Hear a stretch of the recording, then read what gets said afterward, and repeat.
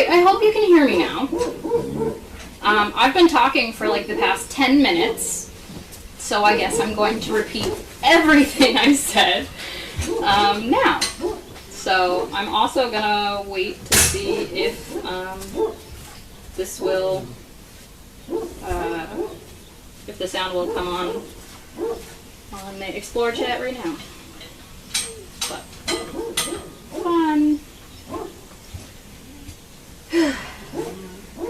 Okay, well, sorry for the delay. So, we've been emailed some questions. So I'm gonna answer them. I am a little less enthusiastic now because I just went through like half of my spiel. Okay, here's the sound. Okay, yep, the sound came on. Good. Yay. Okay. So yeah, I have some questions, so I'm just going to go through them and answer them.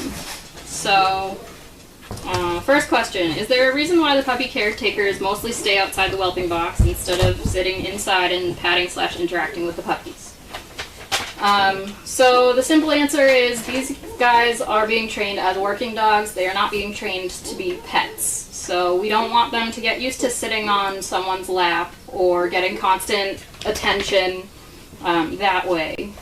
They get plenty of people interaction when we do go in the box or when we're trying to get them to go outside and play, when we're feeding them, when we're cleaning up after them, and then even just when they come over to the side and we're here, they get plenty of pats and interaction from that.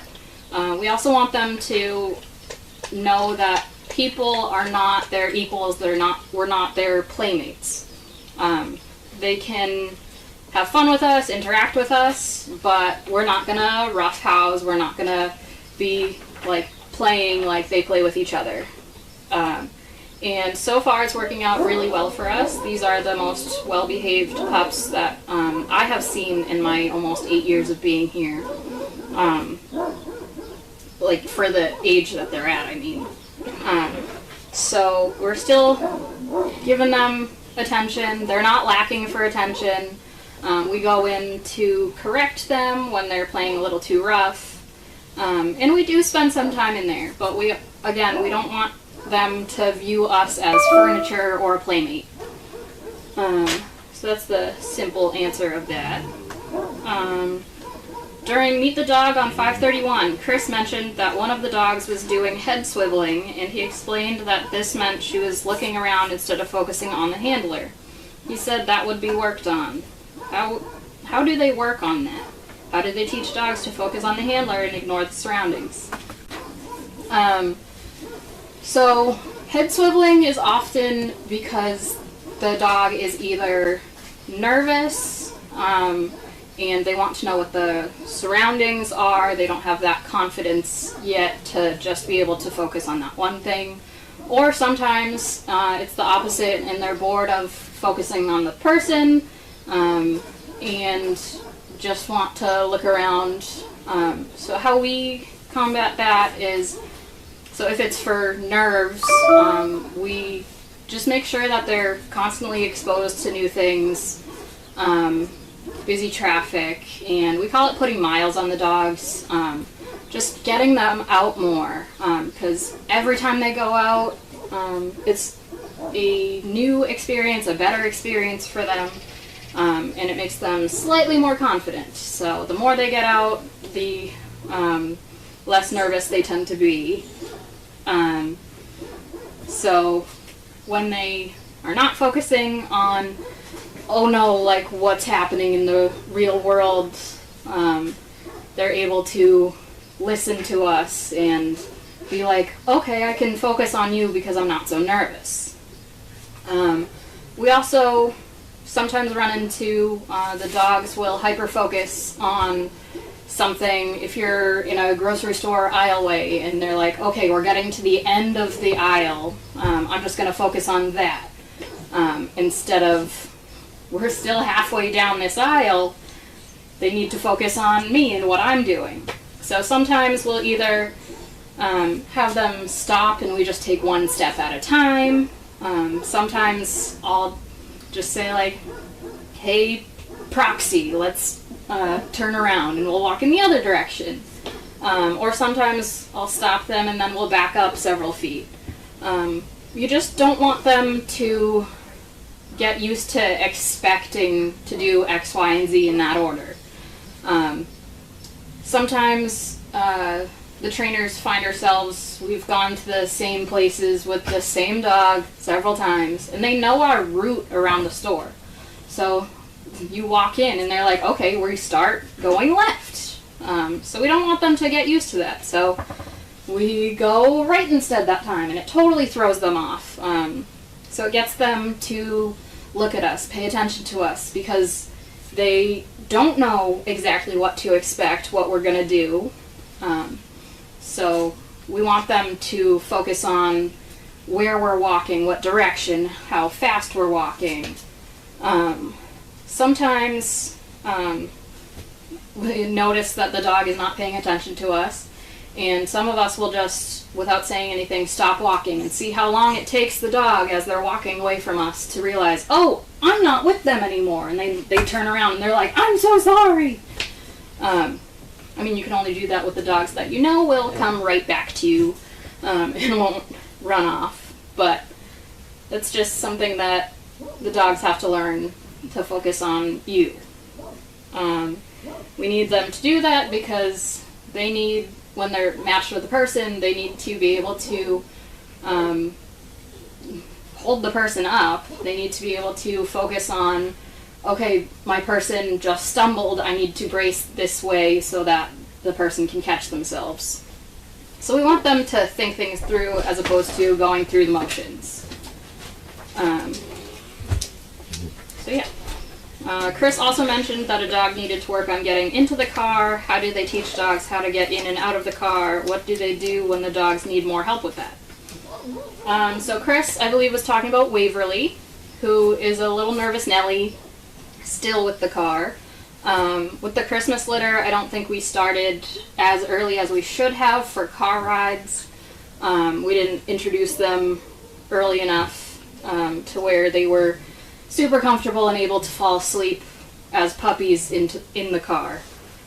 So that's why I started these guys 2 weeks ago on car rides. So they've already been on 4 so far. But with the Christmas litter and Waverly, she's still a little nervous with that, and she also has issues with traffic and cars driving past. So we're working on it with her. So she gets in the car just fine when we're on property here because she's comfortable here, she's confident. But when we go off property, she has trouble getting out of the car and getting into the car. Not physical trouble, it's a mental block. It's, the car is safe right now, I'm not getting out. Or I know that we'll be around traffic if we go to the car, so I don't want to get into the car. She is getting a lot better getting back into the car when we're out. She had been getting better getting out of the car, and she kind of regressed with that, so we're still working on it. But how we introduce the dogs getting into the car is when they're this young, we pick them up and put them in the car.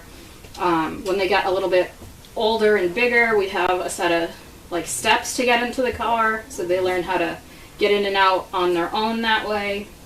And then as they get a little bit bigger, in the arena we have PVC pipes that are 12 to 18 inches off the ground, and when we're leash walking them, the person will step over it, and we encourage the dog to jump over it.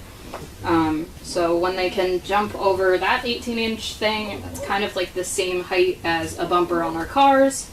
So they learn how to jump in, and we teach them young, and they're constantly doing it every day, every other day, so they learn how to get into the car that way. But then there's dogs like Kirk, one of the tribbles. My family took him home at 8 weeks old, and he went from being carried into the car to he put his front paws up on the car and we boosted his butt, And now he just climbs in the car because he does not know how to jump in a car. So it's definitely something that we teach them, and they get it eventually because all of our dogs that we've trained are definitely able to jump in the car. But yeah, we just do longer and longer car rides. Today was the first day that we started having puppies like actually fall asleep in the car, because we went on a long enough car ride for that. So I anticipate none of these guys are going to have a big problem going on car rides, which is exactly what we want. All right, now I've got new questions. How are the dogs taught the recall? Come on cue. So they are taught when they're 4 weeks old, and we're starting with the baby food. They learn their names that way. They learn to wait. They learn that you don't rush the spoon. So they're taught very young to eat off a spoon. So we start with that. As they get slightly older and they get their names down more, so this age pretty much, we'll still be spoon feeding them, but we will call them individually, like, here, Fluffy, like, come here. And as they start learning their names, they're able to come to us that way. So we just progress with that. We go from this tiny area to outside, like in one of the closed fields. Near us is the Topsfield Fairgrounds, which is a bigger field next to Route 1. And that is more distractions. So we progress from no distractions around. We'll do it in the arena before we go out to one of the main fields where there's still not a lot of distractions, and you just build up to it. We also have a question about, are the dogs taught an emergency recall cue? No. I'm not exactly sure what you mean by that.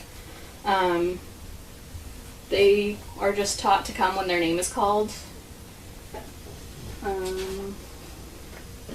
Is the purpose of tapping on a food can to teach the puppies their names and anything else? How is this part of the cue tapping sound phased? How is this part of the cue, the tapping sound, phased out? So when we're calling their names and they're still not getting it, we want to get their attention. So tapping it makes them look at us.